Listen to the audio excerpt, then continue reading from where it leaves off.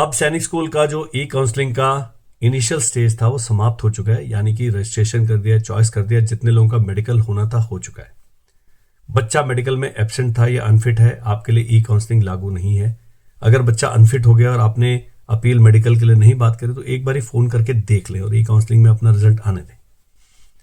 Absent हो गया तो उन्होंने एब्सेंट मार्क कर दिया, आपका कोई कुछ नहीं कर सकता। आपने रजिस्टर नहीं किया, सो बेट, अब तो दोबारा से उन्होंने एक्सटेंशन दे दिए। अभी भी कुंभकर्ण प्रजाति के जो लोग हैं वो बेचारे सो रहे हैं, उनके साथ मेरी कोई सहानुभूति नहीं है। जो चॉइस भर दी भैया, अब सिस्टम पे भरोसा करें।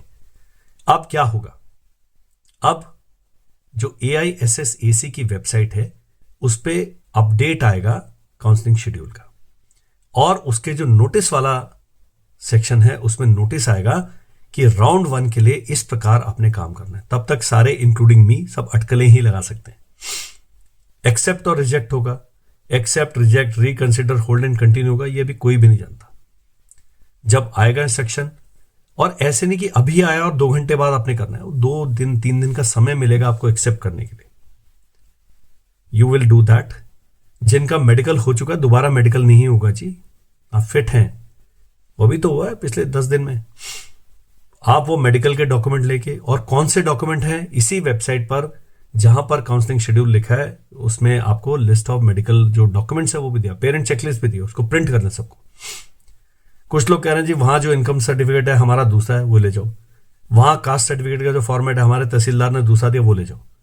स्कूल क्या करते हैं, आपके सारे डॉक्यूमेंट वेरीफाई करेंगे, तो अगर वो बिल्कुल उनके कोई और फॉर्मेट है, कहेंगे सर आप वापस जाइए, ये वाला बनवा के हमें बाय पोस्ट भेज देगा, व्हाट्सएप कर दीजिएगा, इतना आप कर देंगे, वो टाइम देंगे।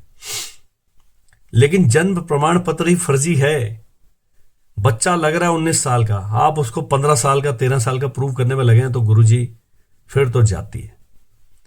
तो अगर सत्य डॉक्यूमेंट है, उनका फॉर्मेट में माइनर, उससे चिंता नहीं करने। डोमिसाइल होना चाहिए, बच्चे का नहीं बन रहा है अपना ले जाओ, साथ में एफिडेविट ले जाओ, सब वो स्कूल आपको गाइड करेगा।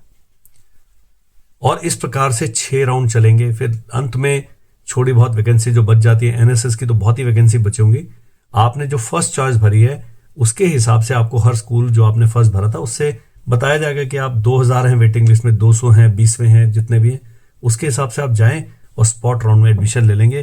5 जून तक, 6 जून तक ये सारी कार्रवाई समाप्त हो जाएगी।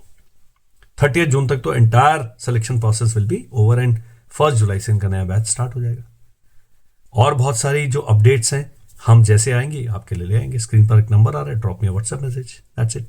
जय हिंद।